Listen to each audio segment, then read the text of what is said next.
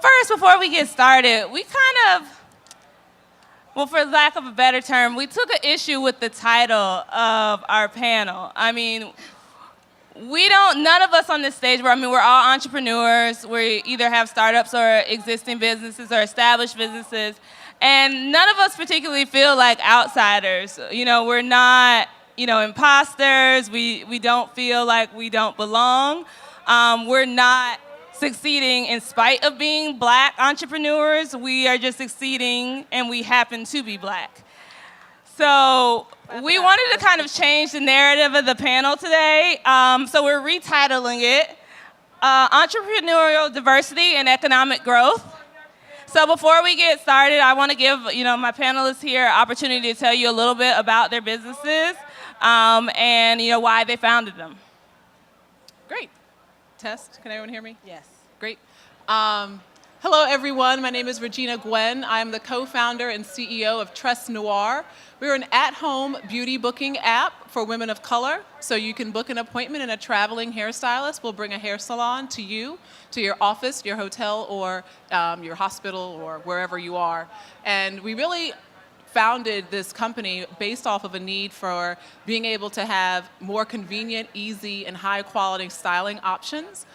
There's lots of dry bars and blow bars and other quick service types of companies that have emerged, but the unique styling needs for women with textured hair hadn't been addressed. So my co-founder and I put something together, and we started to build the company in March of 2015, and we're now available in Philadelphia, the New York market, as well as Jersey City and Hoboken. Awesome. Clap, clap, clap, clap, clap. Hi, everyone. I'm Lindsey Homes. I own a digital marketing and tech agency based in Newark, New Jersey, also with an office in Washington, D.C. I started my firm 10 years ago, right at the beginning of sort of social media marketing, and in the last about 4 to 5 years, we sort of pivoted to focus more on usable technology. And what that means is really just sort of pushing aside the sort of like saturation of unusable technology, weeding all of that out to find the most usable solutions in social media, in productivity, in usability for our customers. Some of my clients have been in consumer electronics, from Beats by Dre to Audible. I also work with Evernote in the productivity space. Hello, my name is Chike Okebu, and I'm the founder of Startup 52 Accelerator, which is the first diversity-focused accelerator in New York City.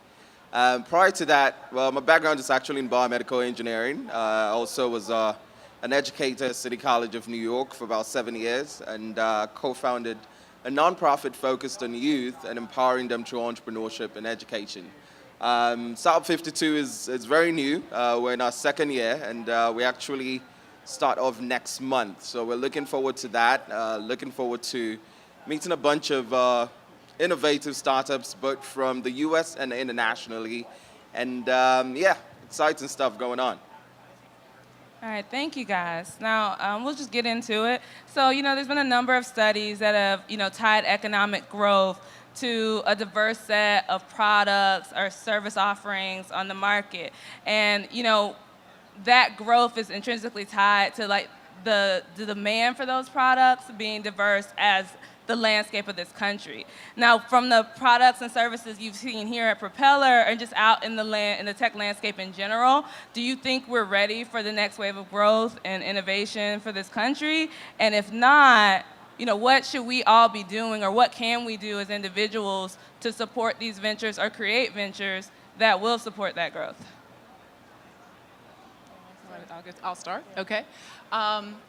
I can't say that we are ready. I think that there are a lot of opportunities, but whether or not the innovators or the people that are actually creating these new ideas are getting access to scaling and operationalizing those ideas, I think the jury is still out. Starting a business is very hard. Whether whatever color you are, getting access to funding and access to capital is hard. So unless we have more ways of funding ourselves, whether it's through crowdfunding, equity funding, some of that legislation is happening now. I think there's a need for those types of funding tools to grow, as well as consumers to actually drive more of that demand and put their money where their mouth is.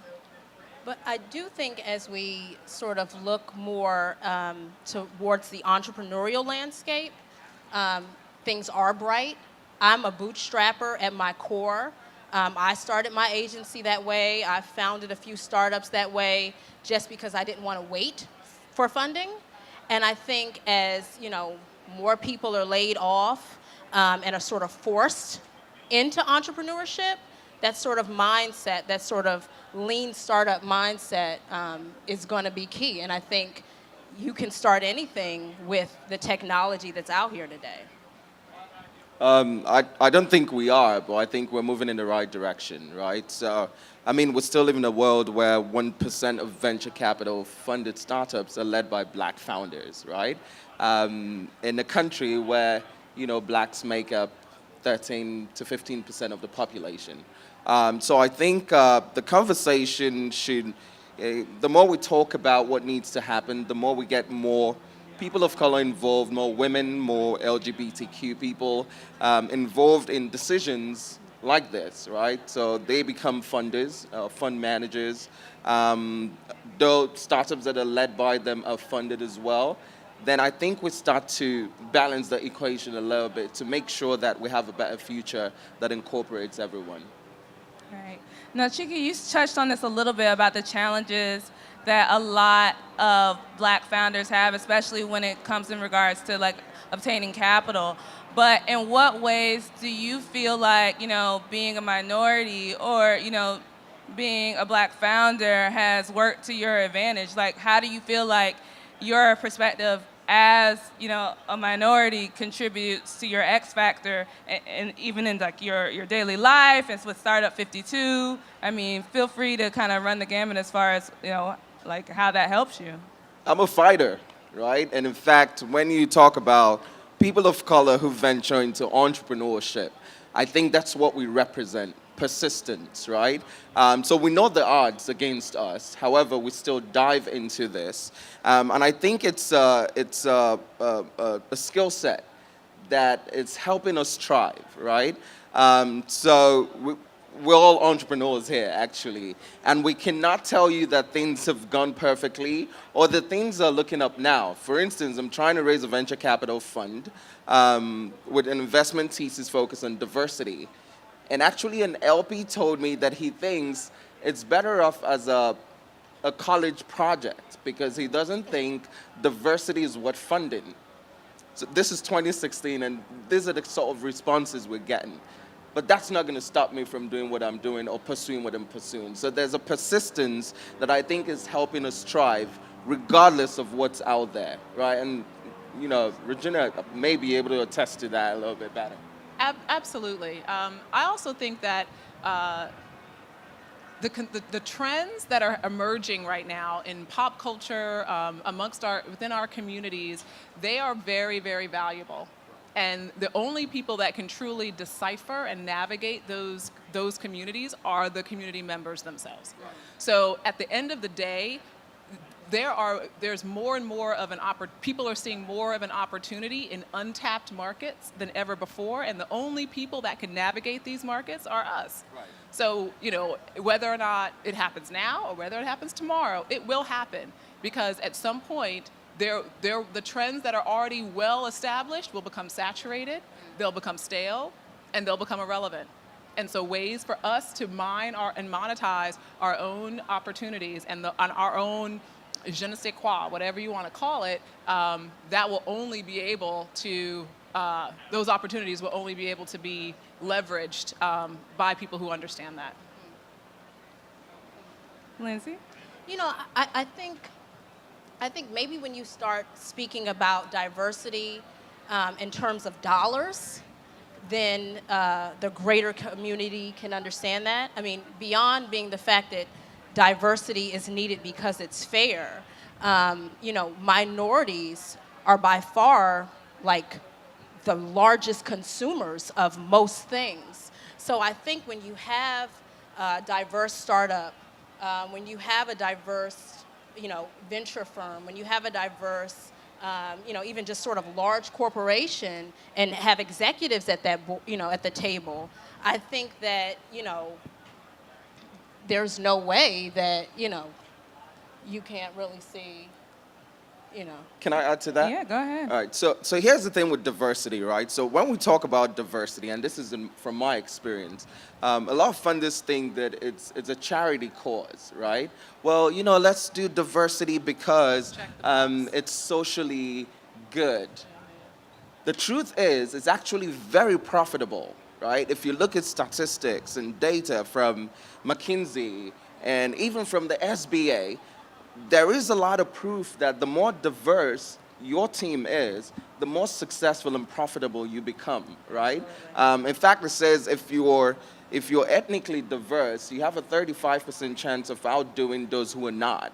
And if you have gender diversity represented, it's about 15 to 20% higher than those who are not, right? So when we talk about diversity, yes, it's socially great because it empowers a lot of people, but also there's a profitable, baseline to it that people are not seeing or haven't captured yet. Partly because we have that pattern matching or whatever it's called, unconscious bias. You cannot relate to people.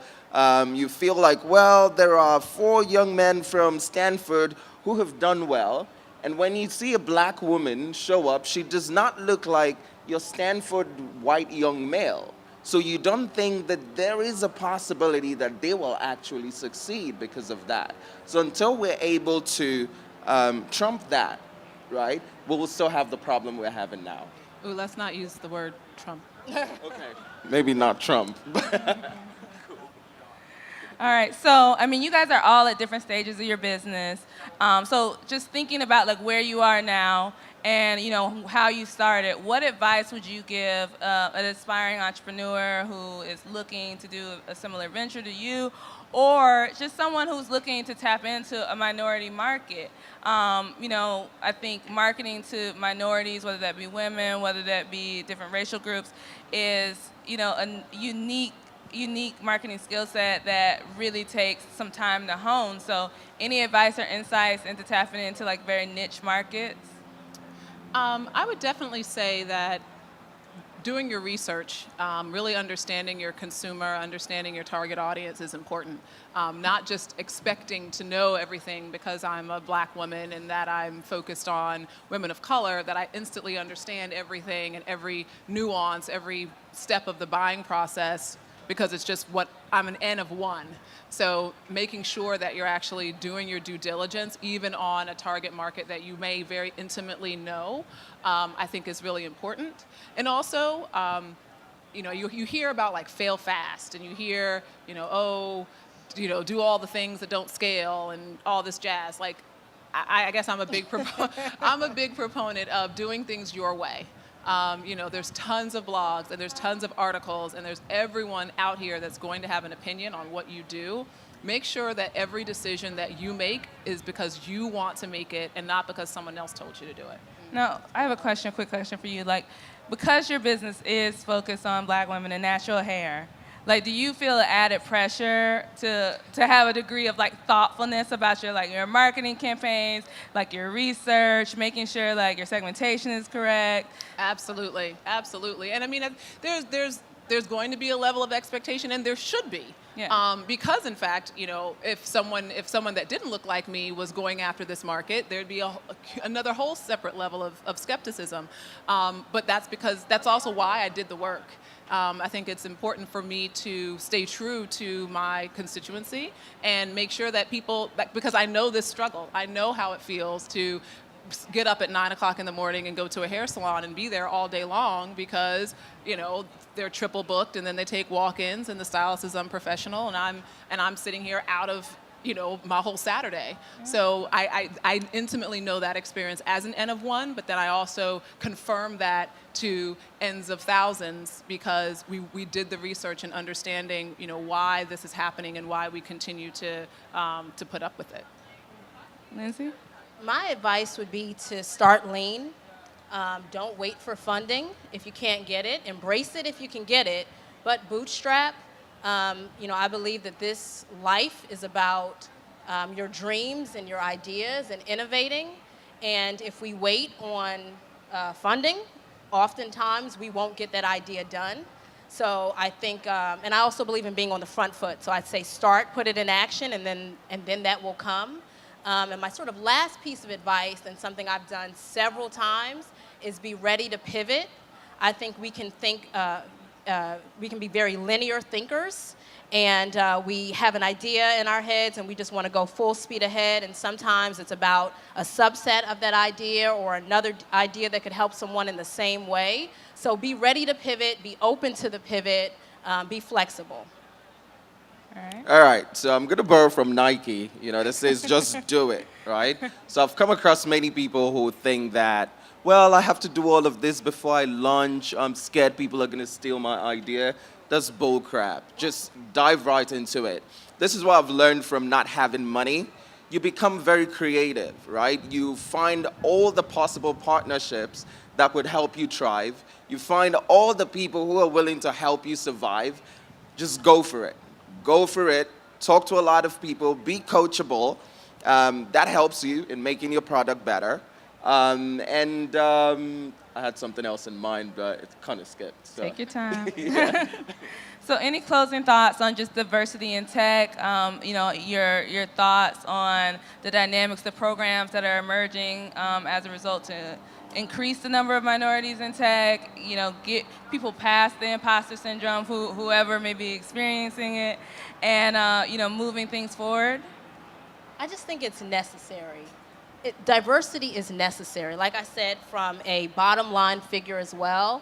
I wrote a blog post on a Google Doodle they had, where they had an African American man running on a track. It was like a red track, and it had little spots, and the outside was green. And African Americans and most Americans know about the stereotype of African Americans and watermelon. The designers that create Google Doodles are from like Germany. So they had no clue. I think it was super innocent that they created this sketch, but had there been some, representation at the table, someone would have said to them, don't do that. If you do anything, this is not gonna fly. So I just think that, like I said, for the bottom line, but also just for like the greater good, we need to be at the table. Oh, so this is what I would say is for diversity, and touching on what you said. Diversity drives innovation. Diversity is successful. Diversity is profitable. And it's important that we start to see it as that as opposed to just as a charity cause. So for those of you who are doing stuff, embrace people who have different backgrounds, people who have different experiences, people who don't look like you. It's important. It helps you get a different perspective of life that you may not have thought about. And here's my shameless plug. For those of you who are interested in working with startups, please reach out. We're looking for mentors. We're looking for money as well. All the high net worth people, please, I would like to talk to you. So let's talk after this. Thank you. No, I can ditto to everyone's comments. I truly believe that the cure for cancer is stuck in the mind of a kid from Compton. The opportunities in AI and virtual reality and next generation technologies, those ideas are stuck in a little girl's head in Brownsville. We have no idea where the next Google will come from and the next Propeller Fest and the next whatever. We have no idea where it's going to come from, and we don't know what face is going to cover that. So just keeping those thoughts in mind can help you think about how you interact when you are working with people and you are crafting strategies. Groupthink has never worked. It's never worked. So, always being able to think outside of the box, and as Chike said, encouraging everyone to have a more diverse train of thought it will always lead to better strategies, pushing the intellectual agenda, and pushing innovation.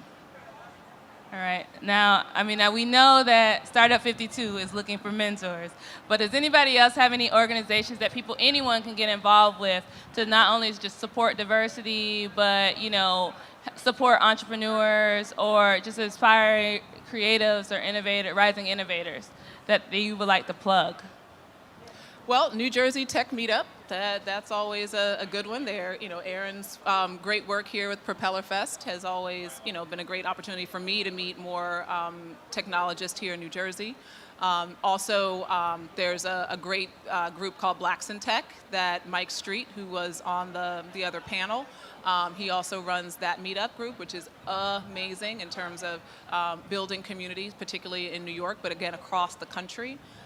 And then also Code 2040. Code 2040 is a nonprofit that helps more people of color get access to coding and getting them coding by the year 2040, hence the name.